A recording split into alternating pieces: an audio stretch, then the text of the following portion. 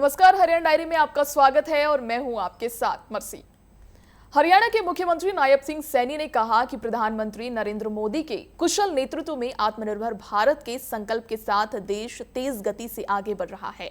ऐसे समय में पशुपालन क्षेत्र की भूमिका और भी अधिक महत्वपूर्ण हो जाती है। दुग्ध उत्पादन, मूल्य संवर्धन, निर्यात संभावनाएं और स्टार्टअप संस्कृति में अपार अवसर है। देखिए ये रिपोर्ट।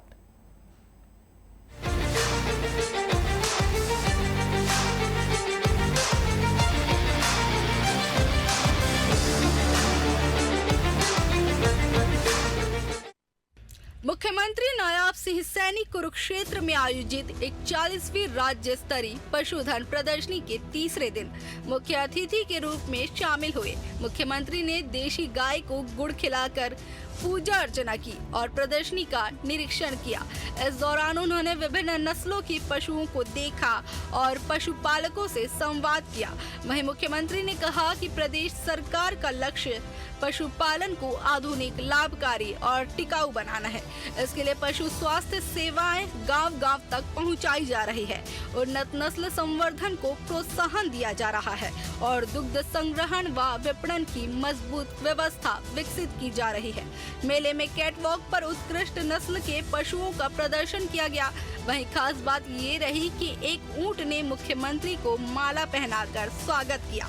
मुख्यमंत्री ने विभिन्न श्रेणियों में अव्वल आए पशुपालकों को पुरस्कार देकर सम्मानित भी किया। साथियों, इस आयोजन का सबसे बड़ा उद्देश्य पशुपालकों को उनके पशुओं से जुड़ी नवीनतम जानकारी देना, गुणवत्ता का सम्मान करना और नवाचार को बढ़ाना। यहाँ कैटल शो के माध्यम से श्रेष्ठ नस्लों की पहचान मिली है। पशुपालकों का मनोबल बढ़ा है। मुख्यमंत्री ने कहा कि ये 3 दिवसीय पशुधन प्रदर्शनी हमारी ग्रामीण संस्कृति, पशुधन परंपरा और आत्मनिर्भर भारत की दिशा में बढ़ते संकल्प का जीवंत उदाहरण है। उन्होंने बताया कि पिछले 3 दिनों में ये प्रदर्शनी पशुपालकों, किसानों, युवाओं, वैज्ञानिकों और उद्यमियों के लिए एक साझा मंच बनी। प्रदर्शनी में उच्च गुणवत्ता वाले पशुओं का प्रदर्शन, कैटल शो, आधुनिक तकनीकों की झलक, पशु स्वास्थ्य शिविर, प्रशिक्षण सत्र और नवाचार आधारित कार्यक्रम आयोजित किए गए। मुख्यमंत्री ने बताया कि हरियाणा में प्रति व्यक्ति प्रतिदिन दूध उपलब्धता 1128 ग्राम है, जिसका श्रेय प्रदेश के मेहनती पशुपालकों को जाता है।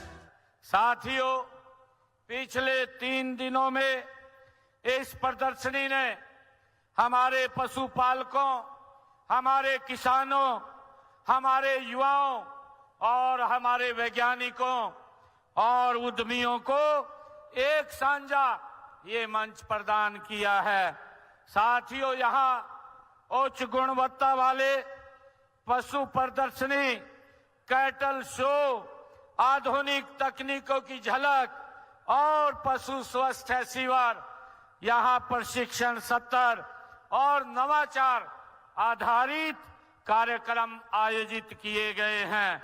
मुख्यमंत्री ने प्राकृतिक खेती पर जोर दिया। उन्होंने बताया कि सरकार ने साल 2022 में प्राकृतिक खेती योजना शुरू की और साल 2025-26 तक 1 लाख एकड़ क्षेत्र में प्राकृतिक खेती का लक्ष्य रखा गया है। कैथल जिले के गांव अंटेहड़ी में पायलट प्रोजेक्ट के रूप में प्राकृतिक खेती लागू की जाएगी।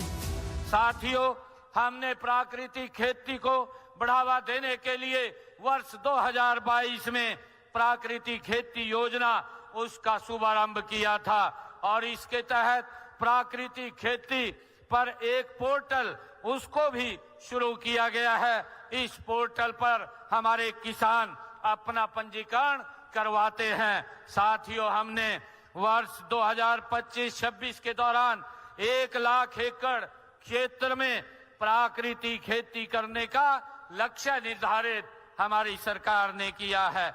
मुख्यमंत्री ने बताया कि पंडित दीनदयाल उपाध्याय सामूहिक पशुधन बीमा योजना के तहत 15,33,000 पशुओं का बीमा किया गया है।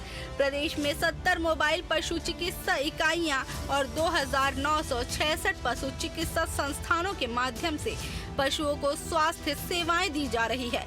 भाइयों बहनों, आप सब जानते हैं जबकि पशुपालन में जोखिम भी होता है। भैंस की कीमत लाख रुपए से अधिक रहती है।